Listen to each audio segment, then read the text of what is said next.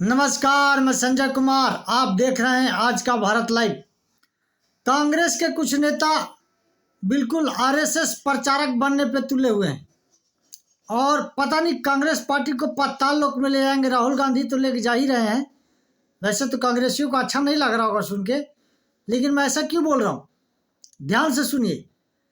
कर्नाटक के एक नेता हैं, मंत्री हैं, प्रियांश खड़गे, वही जो कांग्रेस के अध्यक्ष हैं खड़गे, उनके बेटा हैं। ये लगातार आरएसएस पे हमलावर हैं और आरएसएस को वहाँ बैन करने के लिए मुख्यमंत्री को प्रेरित किए। और वहाँ के जो मुख्यमंत्री हैं सिद्धरमैया, उन्होंने बोला है कि मैं कानून लाऊंगा, आरएसएस को बैन करूंगा। आरएसएस कौन सा देश में बम फाड़ रहा है? आरएसएस कौन सा उग्रवादी संगठन है? या आरएसएस कौन सा गैर संवैधानिक कार्य कर रहा है? क्या आप उसके प्रचार में लगे हैं? अब आप सोच रहे हो कि प्रचार कहाँ से हो गया? बिल्कुल हो रहा है। आरएसएस एक ऐसी संस्था है जो चुपके से मीन्स लगातार कार्यरत रहते हैं अपने कामों में। चाहे वो कहीं सभा करना हो, किसी आपदा में कहीं किसी को सहायता करना हो। आपने कहीं इतना मीडिया में लामलाइन नहीं देखा होगा। उनका शाखा पूरे सिर्फ भारत में नहीं 39 देशों में चल रहा है। और उनका शाखा पता है कितना है? ये उससे जुड़ा हुआ जो संस्था है, आप नहीं जानते होंगे। मैं कुछ संस्था का नाम बताता हूँ जो आरएसएस से जुड़े हुए हैं। भारतीय जनता पार्टी, भारतीय किसान संघ, भारतीय मजदूर संघ, सेवा भारती, राष्ट्रीय सेविका समिति, अखिल भारतीय विद्यार्थी परिषद, विश्व हिंदू परिषद, ऐसे और भी कई संस्था है जो आरएसएस राष्ट्रीय स्वयंसेवक संघ से जुड़े हुए हैं। एक मुस्लिम संगठन भी है, वो भी जुड़ा हुआ है, और कई संगठन है। लेकिन इसके बारे में कोई इतना जानता नहीं, कोई प्रचार नहीं है, कोई मीडिया में नहीं आता है। लेकिन कांग्रेसी पता नहीं उस तार को छूने में क्यों व्याकुल रहते हैं जिसके शॉर्ट सर्किट से खुद झुलस जाएंगे। आरएसएस को बैन करना क्या इतना आसान है?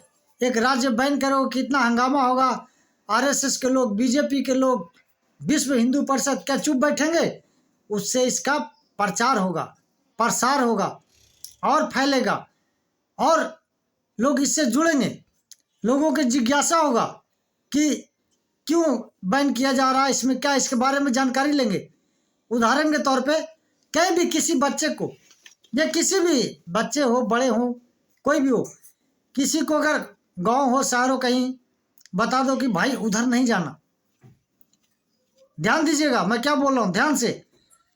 किसी को भी बोल दीजिए कि उधर नहीं जाना है, चाहे कोई नदी हो, नाला हो, बगीचा हो, या किसी जगह के बारे में कोई बता देगा कि उधर नहीं जाना, तो गांव में चर्चा हो जाता है कि भाई उधर नहीं जाना मतलब क्या है। जिज्ञासा होता है और उधर ही जाना चाहते हैं लोग, उसके बारे में जानना चाहते हैं। ऐसा होता है। कई लोग, कई सुना होगा, बच्चों उधर नहीं जाना, उधर शराब बिकता है, और भी कई चीजें। मैं उदाहरण दे रहा हूँ क्योंकि जनता के बीच में दूसरा चीज नहीं बोल सकता। बोल रहे हैं कि उधर शराब बिक रहा है, तो आप बच्चे को शराब का एड्रेस बता रहे हैं। एक उदाहरण दे रहा हूँ कि उधर नहीं जाना, उधर शराब बिकता है। बच्चा नहीं भी जानता होगा तो आपने बता दिया कि उधर नहीं जाना, उधर शराब बिकता है, मतलब उधर शराब बिकता है। ऐसा आपने उसका एड्रेस दिया। और भी इसी तरह के कई चीज़ का एड्रेस होता है, उधर नहीं जाना, उधर फलाना चीज़ होता है। इसी तरह कांग्रेसी आरएसएस का प्रचार करने में लगे हुए हैं। ये पता नहीं राहुल गांधी का दिमाग है या प्रियांश खड़गे का है खुद का। पहले प्रियांश खड़गे भी सनातन धर्म को पता नहीं क्या क्या बोलते, लेकिन सनातन धर्म बहुत सहिष्णु है, झेल जाता है। अगर ये दूसरे धर्म के बारे में बोलते तब तक इनका सर तन से जुदा हो गया होता, या नारा तो जरूर लगता कि सर तन से जुदा ये हो। लेकिन हिंदू धर्म है, कोई भी कुछ भी बोलता है, एफआईआर भी नहीं होता। खैर एफआईआर भी होता है तो कुछ नहीं होता, उससे कोर्ट भी कोई सीरियस नहीं लेता, सोचते हैं चलो सनातनी है, इनके बारे में क्या बोलना, ये ठीक है, झेल जाएंगे, कोई दिक्कत नहीं है। तो लेकिन समाज पे तो प्रभाव पड़ता है। जब आप किसी भी वर्ग, किसी भी धर्म के ऊपर उंगली उठाओगे तो उससे आपके पार्टी को नुकसान होगा, और वो भी सबसे ज़्यादा संख्या तो सनातनियों का है, हिंदू धर्म सबसे ज़्यादा है हिंदुस्तान में। आपका इलेक्शन भी हिंदुस्तान में लड़ना है, आपका राजनीतिक भी हिंदुस्तान में लड़ना है, तो जिससे हिंदुस्तानियों का दिल जुड़ा हो, दिमाग जुड़ा हो और जोड़े। राष्ट्रीय स्वयं सेवक संघ क्या है? एक राष्ट्रभक्त संस्था है, देश के लिए खड़ा होता है। कहीं भी आपदा हो, कहीं भी कुछ भी हो, बिना किसी को बताए, बिना सूचना, बिना मीडिया में, ऐसे कहीं देखते हैं कहीं कोई घटना घट जाता है तो नेता कुछ करे ना करे, फोटो खिंचवाने के लिए वहाँ बिल्कुल आतुर रहते हैं कि बस मेरा सारे चैनलों में फोटो आ जाए कि मैं यहाँ आया था। लेकिन राष्ट्रीय स्वयंसेवक का वो कहानी नहीं है। राष्ट्रीय स्वयंसेवक दिल से वहाँ पे काम करते, उनको कोई फोटो खिंचवाने का या मीडिया में आने का कोई शौक नहीं है, उनको सिखलाई ऐसा है। लेकिन ये कांग्रेसी उनका प्रचार करके मानेंगे, जब ये कानून लाएंगे, हंगामा होगा, केंद्र सरकार राज्य सरकार में टकराव होगा, ये विवाद बढ़ेगा, मीडिया में आएगा, चर्चा होगा, तो ये प्रचार ही है। बाकी आप समझदार हैं। और भी समाचार है, जो पंजाब में चरण साहब थे, डीजी लेवल का अफसर, मैं एक वीडियो बनाया था उनके बारे में कि वो पकड़े गए थे, 5 लाख रंगे हाथ लेते पकड़े गए। उनके घर में छापा पड़ा तो पता लगा कि 5 करोड़ कैश और कितने किलो सोना और महंगे महंगे घड़ी घर पे मिले। बताइए, 5 करोड़ कैश क्या कर रहे होंगे घर पे? कैश पर सोते तो नहीं होंगे, या कोई इतना मेहनत से नहीं कमाए होंगे। ऐसे आसाम में एक अधिकारी के यहाँ, आसाम में गुवाहाटी में, वहाँ भी कई करोड़ पकड़े गए। पूरा वो एक जो होता लकड़ी का ट्रंक होता है, जो कपड़ों पर रखने वाला, पैसा से भरा हुआ है। कितना क्या करोगे यार, मरोगे तक ले जाओगे। भगवान ने एक बहुत अच्छा चीज किया, भगवान ने एक बहुत अच्छा चीज किए कि कोई भी आएगा उसका मृत्यु निश्चित है, सबसे बड़ा सत्य है। और इससे बड़ा सत्य है कि कोई भी कुछ लेके नहीं जाएगा। अगर भगवान एक ही होते, कोई जाएगा तो 1% 2% लेके जाएगा, तो पता नहीं अपने बच्चे को भी लोग मार देते, अपने घर को भी लूट लेते।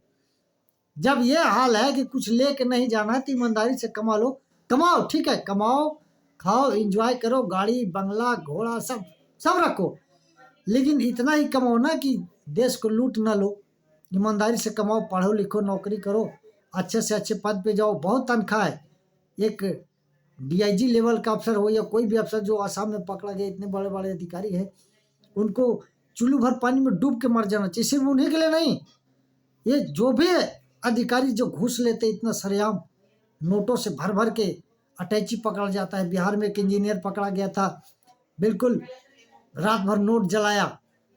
अरे तुम्हारी जिंदगी जेल में कटेंगे, तुम्हारे जो अड़ोसी पड़ोसियों के रिश्तेदार होंगे, कैसे आंखें मिलाओगे? आंखें मिला लोगे, तुम चोर हो, बेशरम हो, मिला लोगे। तुम्हें बेशर्मी नहीं होती तो ऐसे चोरी नहीं करते। लेकिन हमारे देश की जनता तुम्हें फिर भी माफ़ कर देती है, कानून के भरोसे छोड़ देती है। कानून में भी पता नहीं तुम बेल लेके निकल जाओगे, जमानत लेके निकल जाओगे। जो भी भ्रष्टाचारी हैं, लेकिन बहुत ईमानदार भी हैं अफसर नेता।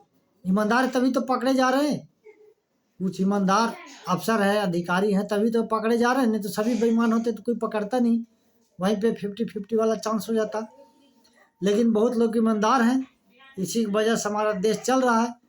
और अपने अपने बच्चों को संस्कार दीजिए कि जो भी पढ़े लिखे तो नाजायज पैसा ना कमाए, पढ़ लिखे नौकरी करे, तो असहाय को सहायता करें, और अच्छा ईमानदारी के जो पैसा है, जो हक लगे और गर्व से कह सके। आपने सुना है बड़े बड़े नेता लोहिया हुए, या जेपी हुए, या डॉक्टर राजेंद्र प्रसाद हुए, या अपने कर्पूरी ठाकुर साहब हुए जो बिहार के मुख्यमंत्री रहे, इन्होंने अपना घर भी नहीं बनवाया। या भोला प्रसाद शास्त्री पासवान जी हुए, कई ऐसे नेता हैं जो अपने घर भी नहीं बनवा पाए, ना अपने बच्चों के लिए इतना कोई महल, शीश महल या जमीन ये वो नहीं कर पाए। वो भी तो थे, वो उन्होंने देश का निर्माण किया, राज्य का निर्माण किया, पिछड़े अति पिछड़ों को के लिए लड़ाई लड़ा उन्होंने। लेकिन नहीं, हम तभी राजनीति में लूट मचाएंगे, लूटेंगे, तो ठीक है, अभी जनता फैसला करेगी आने वाले दिनों में कैसा होता है। अभी बिहार का इलेक्शन भी चल रहा है। आज के वीडियो में इतना ही। अगर मेरा वीडियो आपको अच्छा लगे तो लाइक कीजिए, शेयर कीजिए, सब्सक्राइब कीजिए। नमस्कार, धन्यवाद।